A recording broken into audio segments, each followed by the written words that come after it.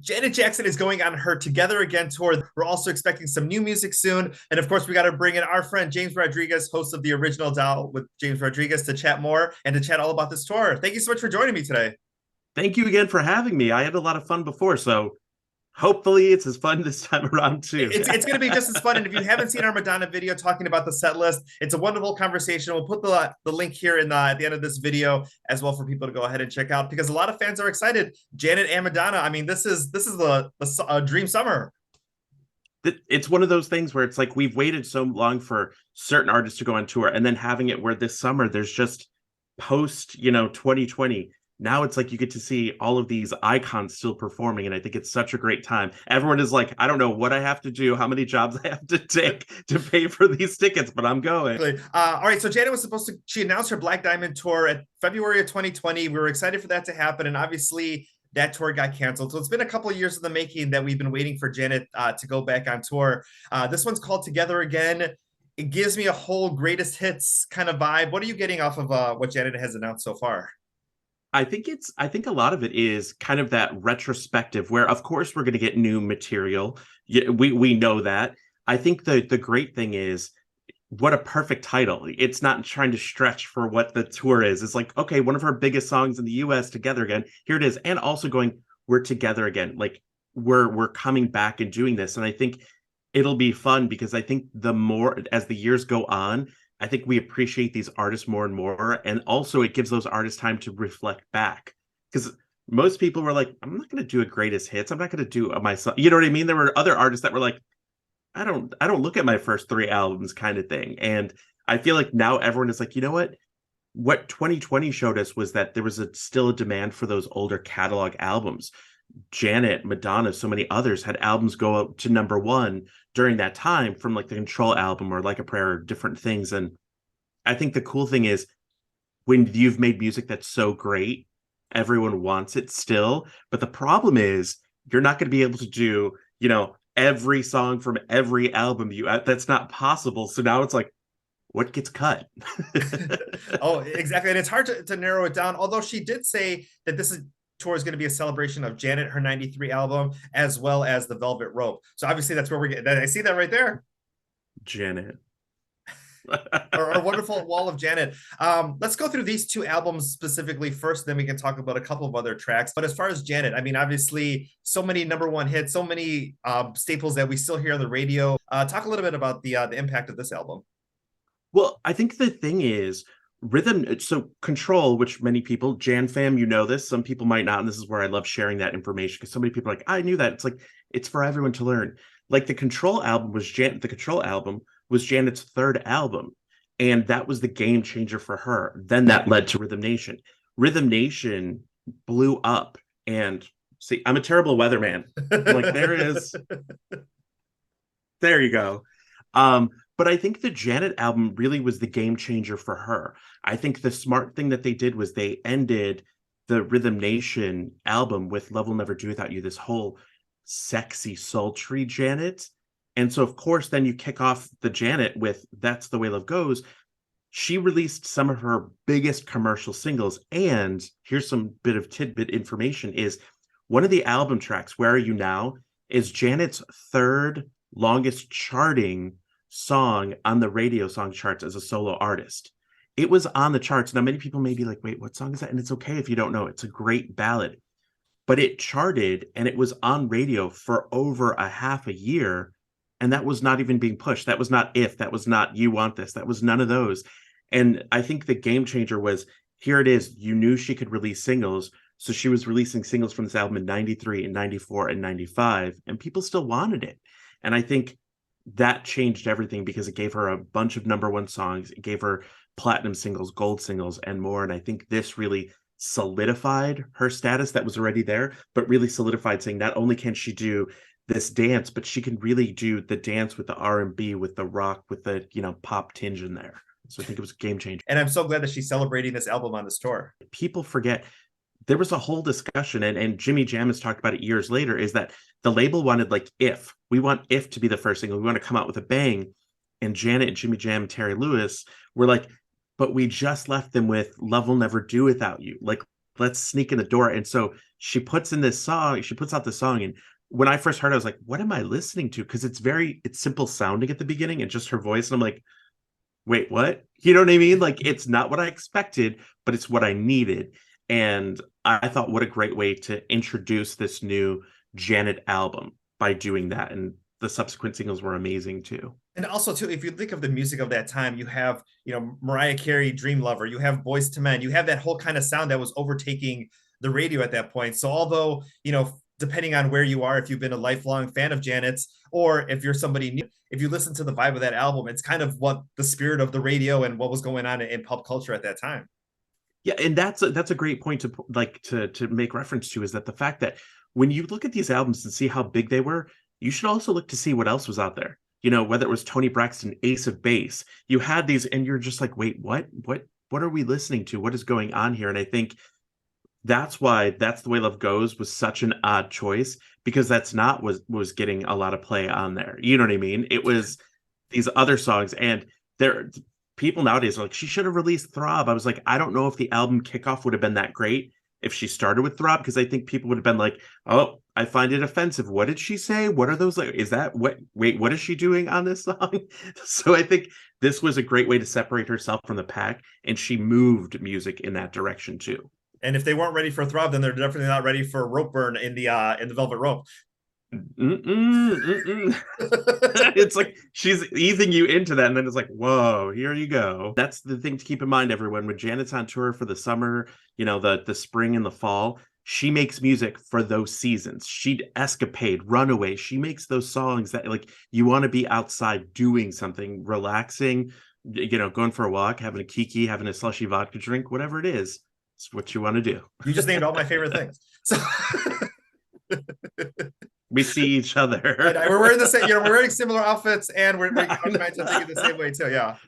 They're gonna be like, was that just, figured out ahead of time? Nope. Not even close. The trick will be the third one. When we do the next one, we'll see how we end up dressed. We won't talk beforehand, and we'll see what ends up happening. You come in like a 3-piece suit, and I come in like a tank top and some shorts. You're like, I'll be just kidding. Here we go. That's a choice. See what happens if versus That's the Way Love Goes. Exactly. Velvet Rope. Obviously, we're getting the title of Together Again from this tour, so she might go heavy on Velvet Rope songs. Yeah, 100%. And I think that what was important is during that time, Janet was basically still giving out these huge songs. And the crazy thing is, for those Jan fam, I know that you all know, but for others, is that when they released the lead single Got Till It's Gone, it didn't quite pick up the way that they had anticipated it to pick up. And Jimmy Jam talks specifically about this in different interviews, saying, well, when we look at these songs, you had pop radio did not want to play Got Till It's Gone, R&B radio was, but then Together Again comes out, and it was like, oh, this is pop, this is not R&B. Then I Get Lonely comes out, and that was a smash. People don't realize I Get Lonely was like one of the biggest territory-wise songs for her from that album, and it was because people were freely playing it on pop radio, on R&B radio, adult contemporary, things like that. And I think that when you think about those big radio hits, Velvet Rope has a ton of those. And we just celebrated 25 years of this, and I think people fell in love with it again. And I go through these different stats, especially from around the world, about present day. So as soon as the song goes number one in a certain place, and many people may say, or they, you could be like, James, this is Rudy, I have a question. Why is it a big deal that, you went number one in Croatia, on their iTunes charts? And I explained to people, I go, you and I here in the States had, the cassette or had the CD, it was distributed here in the States.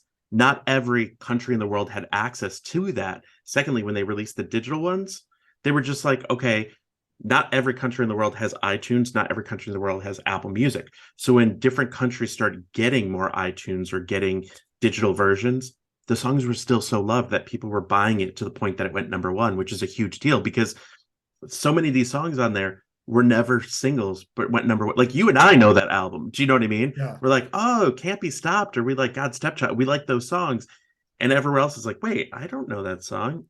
Let me buy it. And so that, I think, is a testament to the work that she created on that album, that we we love it, and globally it is still loved. So she's gonna have a hard time picking songs from this album because the album is more than a concert length in general. Do you know what I mean? Like, so it's like somebody's gonna be like, I only went to this concert for this. If you only went to a concert for one Janet Jackson song, you should not have even gone. Like, go for the whole experience of what she does.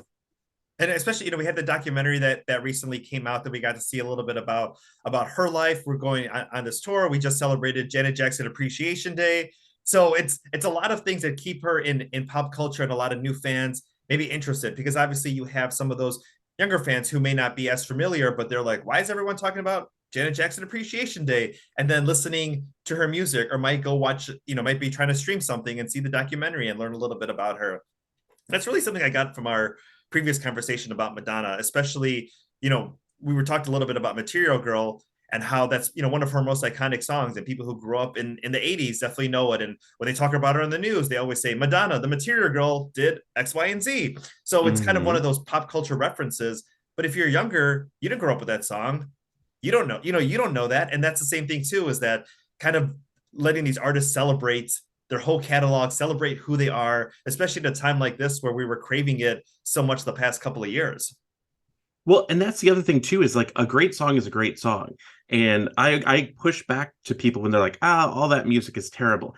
And I was like, well, clearly it did something so well that, in the 80s, 90s, early 2000s, people went to the store. They made it a point to go to a store to buy a physical thing.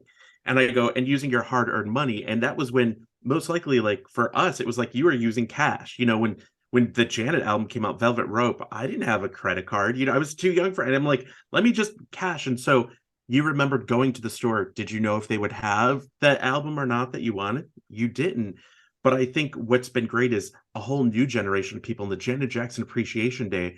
I think the more and more people learned about it is the more and more they realized that, like, she got the crud end of the stick with a lot of things.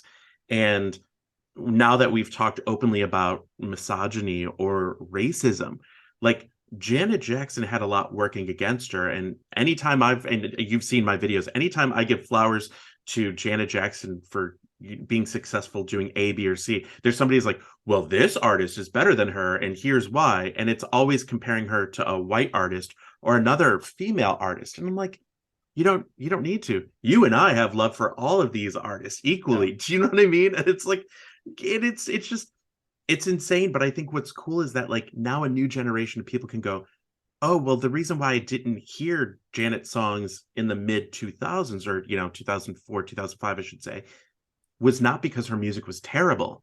It was because there was a distinct choice to not play her music, so you didn't hear. Go to Janet's page, everyone, on Instagram.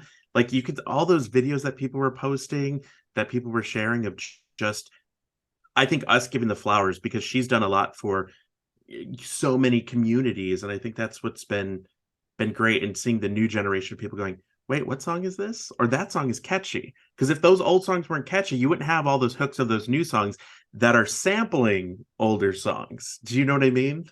Well, exactly. And speaking of catchy, from my experience, Control was that first album where that I could just play that, not that album nonstop. And I want to hear all those songs in this tour. But I think if she's going to be focusing on Janet and the Velvet Rope, we might get a Control medley. I think we're going to get a medley of songs versus hearing so many of them, because I want to hear Control, and I want to hear The Pleasure Principle, and I want to hear When I Think of You, and Nasty. I mean, you can't go to a Janet concert and not say Miss Jackson, If You're Nasty. It has to come up at some point. Well, and that's one of those things you look back, and that's the problem with going, what is going to be cut, what is going to be kept? And you just go, well, you can't use this song. Yes, you can use this song. And you're like, well, Nasty, what about the Cool Summer Mix? Or, The Pleasure Principle. One of my favorite songs from that whole album is Funny How Time Flies. Love that song. And that song recently was going #1 on different iTunes charts in the past couple of years. It went and charted back in the day in Ireland and the UK, where it was only released there. So I just did some some research on that. And Funny How Time Flies, when the Control album first came out, all the radio programmers sent out things saying, like, hey, Rudy, at your station, think about playing A, B, and C from this album. Well, from the get-go, it was Control, Nasty, and Funny How Time Flies. There was no discussion of any of the other songs. So then when like Nasty or things came out, they were just like, oh, now play this song. Now play this song. And Funny How Time Flies was like the little edge of that could. They're like, okay, yes, you were right about Nasty. Here's Funny. Yes, Control. Yes, Pleasure Prince. And so the whole time you're just like, Funny How Time Flies needs like its moment. She's done it before, but I think giving us maybe some things that she doesn't do frequently might also be something that's in the deck for her. Going, you know what? If this is a thank you for the celebration of this, I think this would be a great time to put those songs, because she could do Funny How Time Flies and people would know what that song was. Do you know what I mean? Yeah, this is something that I try not to let it bother me sometimes, but when there's a greatest hits tour or an artist that you've followed for a long time and you know all their material, and then they perform a song that maybe isn't a radio hit and you go crazy because you're like, I love it, and then everybody else sits down and people are on their phones and you're like, this song is amazing, what is going on? I try not to let it bother me, but I'm that person who's like, please appreciate this song. I feel like that's the same way too. Oh, 100%. I'm like, get up. When I saw opening night for Metamorphosis, I'm like, get up. You know, whether you hear like Empty or something like that, you know, we're just in general, like an album cut, you're like, come on, people. Like, how do you not know this? But that's also the testament of so many people that come in at different times in Janet's history, Janet's discography. It's like, okay, maybe they don't know that song, but I do think, but it's just like how people would say, you know, oh, it's called Nasty Boys, or with Britney, oh, it's called Hit Me Baby One More Time. It's like those people that know the music are like, no, it's called Nasty and it's called, you know, ... Baby One More Time. And so it's kind of fun to hear those things. But I think going back full circle is, I think a Control medley makes the most sense. And it's just, you look at those and you just go, those songs still work as her as an artist today. It's not about her, you know, it might seem weird if she sings Let's Wait a While. Do you know what I mean? Yeah. As it's just like, sometimes I feel like there's some pieces of art that just are for a specific snapshot. But I do feel like something like Young Love from the first album, I feel like she could do that just because she's like, hey, everyone, you know what? We just celebrated 40 years of that album. Let me just let me acknowledge that album that's out there, you know, the first one. Yeah. And get people to go, oh, I kind of like that. And you never know who might rediscover it and might get a new life. I mean, obviously going off track, but when you think of Lady Gaga and Bloody Mary from the Born This Way album, obviously if you're in a club or you may have known that song, or if you listen to the old album, but thanks to Wednesday, now you turn on the radio station and you hear that song constantly. I mean, it's now got a new rotation, a new life. So you never know what moment, either on social media or through pop culture, is going to take any song and just, running up that hill, Kate Bush it to us. I just made a new verb. Bravo. Well, and to your point though, it's like, it might be that song just needs, like the stars need to align. And the funny thing is, people were like, oh, this is new Lady Gaga, this is new Lady Gaga, and it's like, but then some people are like, wait, that's not the version from those TikTok videos, because they're on radio, which I've heard the song several times here in Chicago, they're not playing the sped up version of it, you know what I mean, from TikTok. So people are like, but it's still a catchy song, so that they're still going to listen. But I think that's what, 11 years old at this point. Yeah. That song was out, and it's finding the right moment for it to shine. Every song has it. We might not be around to see it, but I think it's kind of fun to go, wait, these people are, you can like a song that was on an album that was never given any shine then. Yep, you can. Great music finds its way. Oh, exactly. Speaking of great music, Rhythm Nation, another album with so many hit songs on there. It's going to be tough to pick out. I have a feeling we're going to have a couple that are going to be the whole song, but we might get another Rhythm Nation medley. But Rhythm Nation, people want to see the dance. People want, we need the Rhythm Nation dance. I can't do it. Can everyone please rewind and watch that moment again? People from the Jam Fabric are like, actually, it's to the left, not to the right. Not to the right, yeah. but people want to see that dance, and I feel like she's going to bring it up because she always gives the fans what they want. What do we think as far as medley, and which songs are going to get a standout performance? I think something that, and I pointed out recently, Living in a World They Didn't Make just went #1 in a couple different countries on iTunes. And I think that song has relevance still today, especially about, gun violence and things like that. I think that the thing to remember is Janet always has something that's social. There's always some social, message put behind it. So I think that I at first I thought State of the World, but there was the State of the World and there was the Celebration. I think that there's something that's going to be on this album that's just going to do more of the complete, song to. And I think it's probably going to be one of those with a bigger message. But I think she'll, of course, do like Escapade is just going to make you. I think with the visuals that they've already released from the promo pictures and things for the Together Again tour, I think Escapade, all right, those songs that are just going to get you up and dancing. And if the whole thought is, let's just be happy that we're together again and just sing a song, that it's just going to be a night of these anthems. You know what I mean? And then you still need to give the moment for Janet Jackson to calm down a bit and let me just, let me sing a ballad. I'm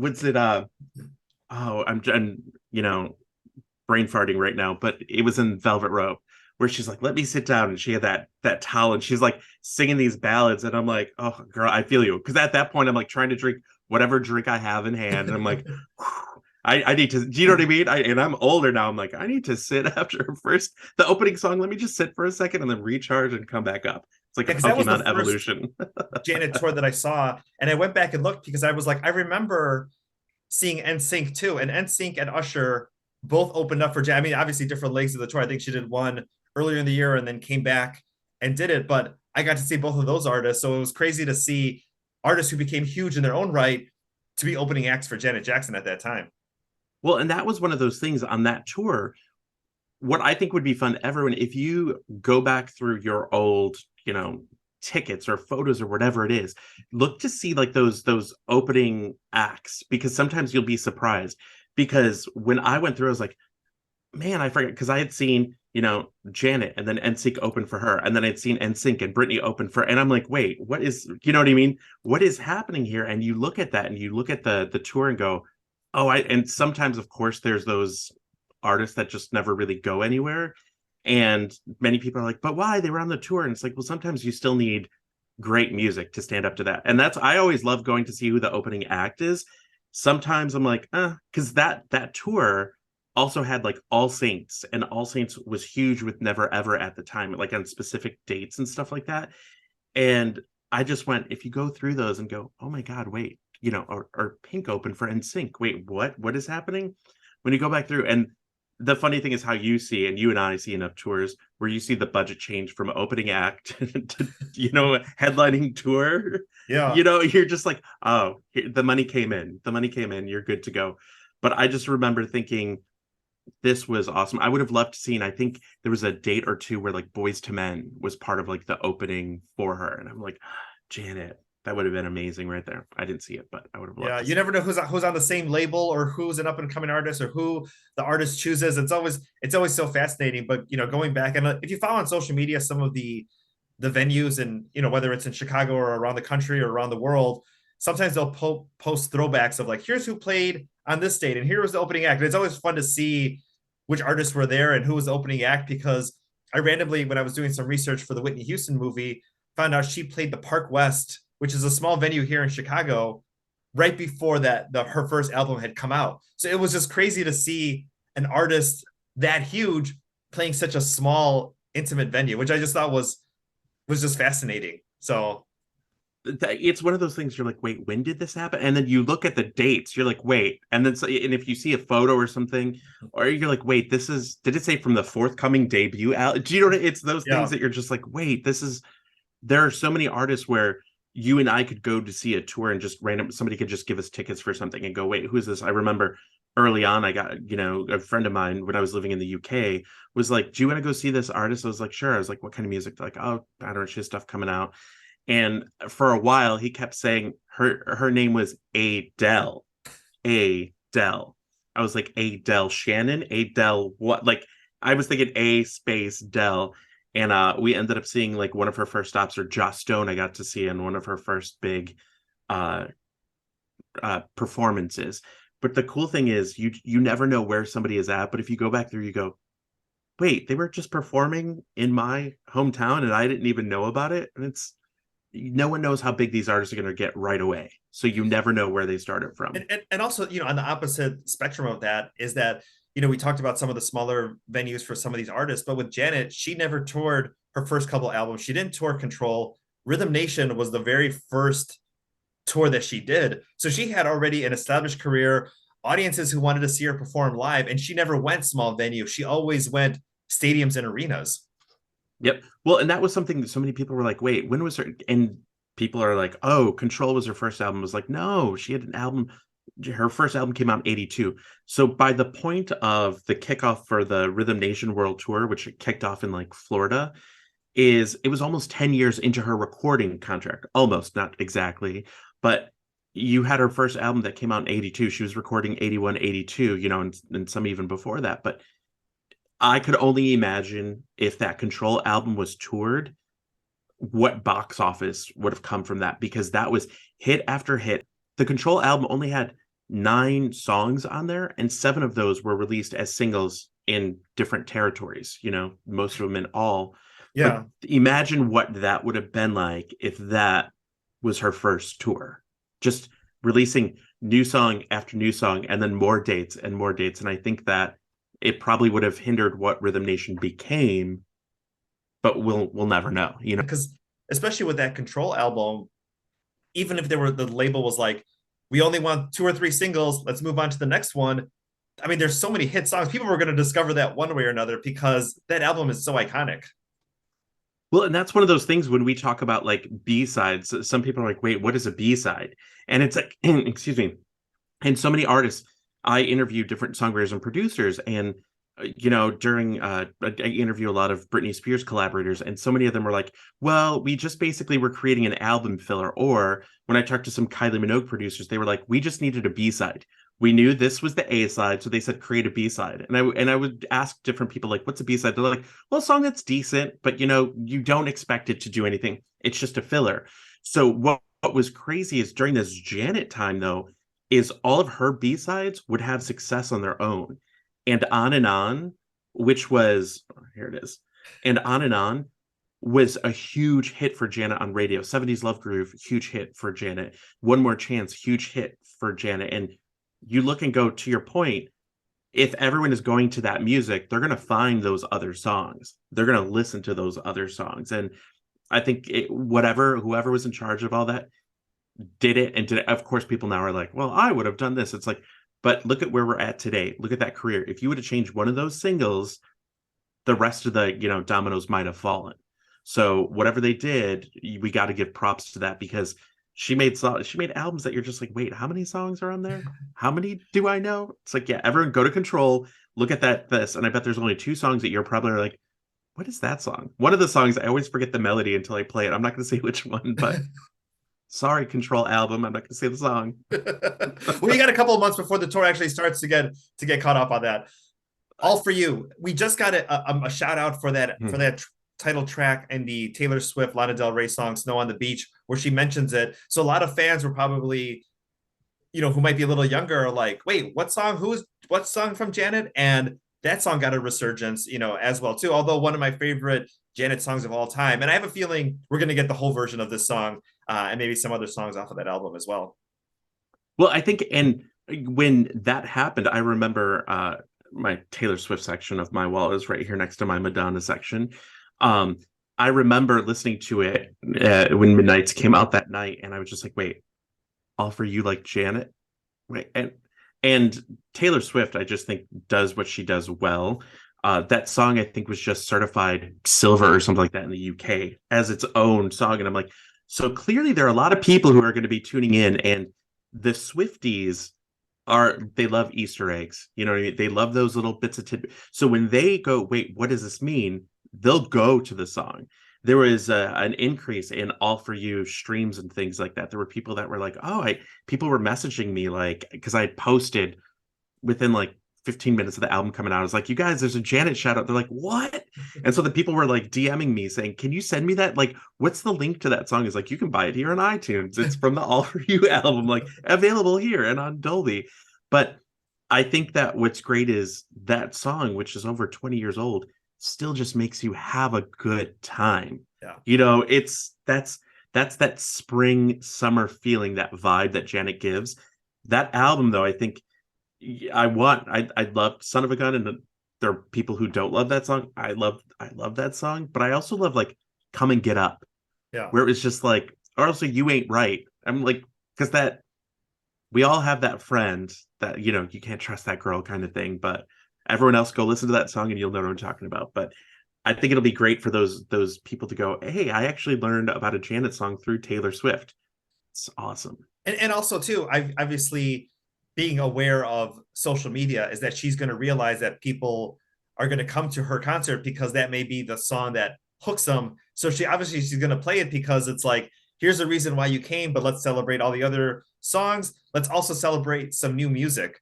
How many new? I mean, obviously a concert like this, 20 to 30 songs. She, you know, maybe counting or a medley or whatnot, but maybe let's just say 30 songs that she's going to do in total. How many new songs do you think we'll get? Like three, four, five? I think there's going to be, I think what makes the most sense is for her to give, you know, and this is just as a follower and listener of music and going to different tours, two songs, you know, one towards the beginning as a little downbeat kind of thing, and one towards the end. And I think that it's gonna be there's one of those is gonna be another anthem. I talked to Tommy Parker, who worked on the Unbreakable album with her, and he did Made for Now and Love I Love. And him and I talked about it. I was like, okay, so you need to let me know, like, what billion songs are just waiting percolating. You know, it's time for the percolator. Like, let's go. What is happening here?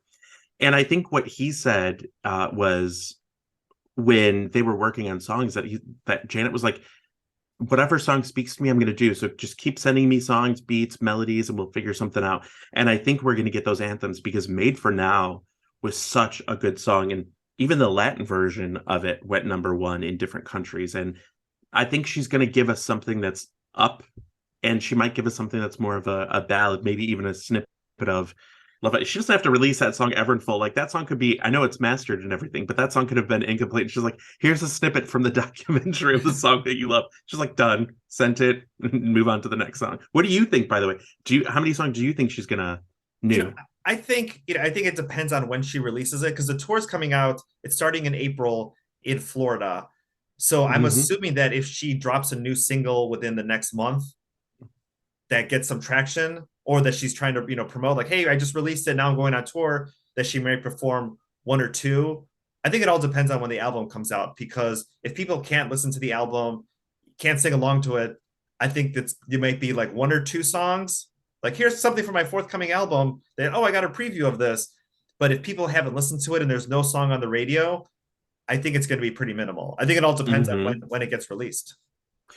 And I think that's the important part. And that's why I keep going back to like Janet shines when she's released in spring to summer. Yeah. And so when I've talked to people from and the funny thing is people go, they're like, I found your show through, if you go to Janet Jackson's Instagram page, the first two highlighted stories, one's about the Velvet Rope. That's my video that's on there. And the other one's like about number one. So that's my video I just did of one of hers. So people were like, how did you know her? I'm like, I just, you see, I just share what I share. I was like, I go, I love giving the acknowledgement to these artists. And I go, and I love seeing what they do next. And we didn't expect the Unbreakable album. You know what I mean? We didn't expect Made for Now. So I go, whatever she does that she's been doing, let's just do it. But I bet it'll be just one of those anthem things. I would truly love, when I was going through all the songs and everything, I would love for her to do some of those like best things in life are free. You know, like those Yeah. songs that just make me so happy, and honoring those other people because we just celebrated 30 years of that. I think Together Again is going to be kind of her greatest hit, celebrating, you know, Janet and celebrating Velvet Rope. We'll get some of those big hits that we're going to hear from her. We might get a couple of things for some of the fans, as far as maybe like a Best Things Life Are Free, maybe Diamonds, Mm-hmm. maybe, which I love that song. It just, Diamonds. yeah, that's a good track right there. Feedback definitely has to be on there. That's one of my favorite dance tracks from her. But I have a And it feeling, just went platinum. and it did it really. Oh wow! And then, but I think depending on when the new album comes out, I think there might be another Janet tour after this. So it might be a 2024 tour promoting that new album. So I think that if it doesn't come out within the next month and there's not a couple of singles, this is not going to have a lot of new songs on this tour. But if it comes out late summer, we might get a new Janet tour. Yeah, I think that a new song option, I think that the new song or something she's working on is in fact going to feature Ludacris.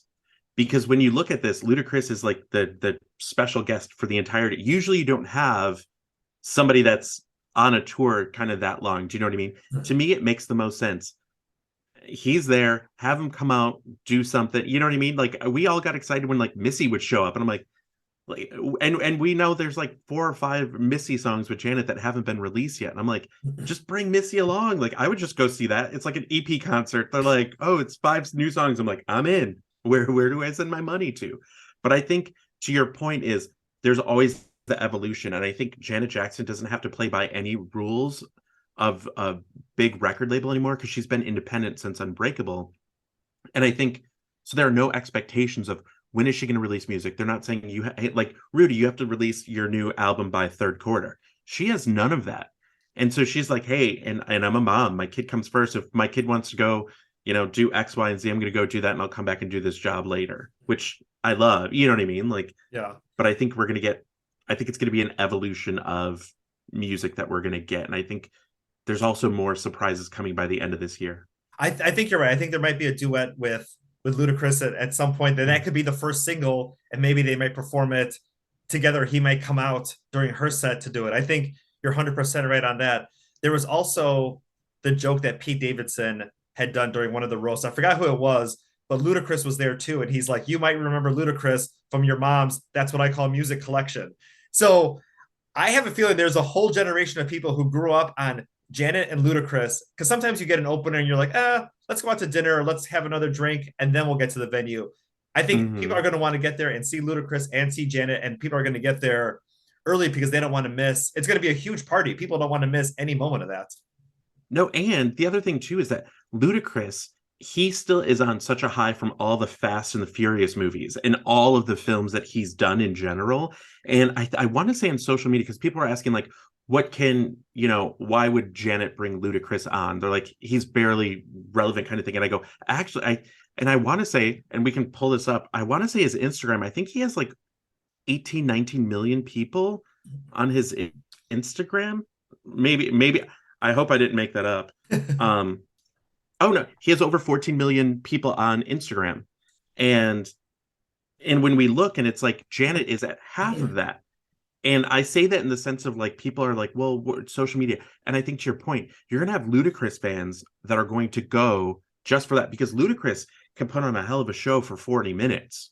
Yeah. A lot of his songs. Do you know what I mean? And he also has one of my favorite songs is with him and Missy Elliott, Gossip Folks. Like, I still want Missy to, she's one of those artists that I was just like, Missy, just come on. Just she makes too many rare appearances. We need more Missy. She needs a tour. She needs a new album. We always get these little snippets. We just got a snippet of her on the Grammys. We need a little bit more Missy. She kind of pops up at these like awesome moments, but like, you're right. We craving it. We want more Missy.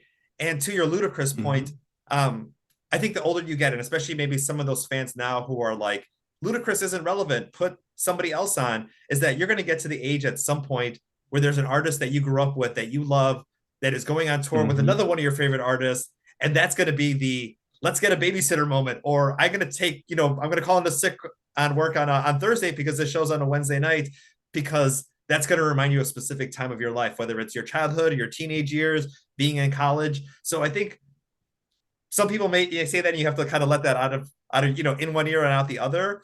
But for a group of her fans, this is the ultimate night out. This is not one relevant, one irrelevant. This is two relevant people, two artists who mean so much to people, and clear my schedule because I'm going to the store.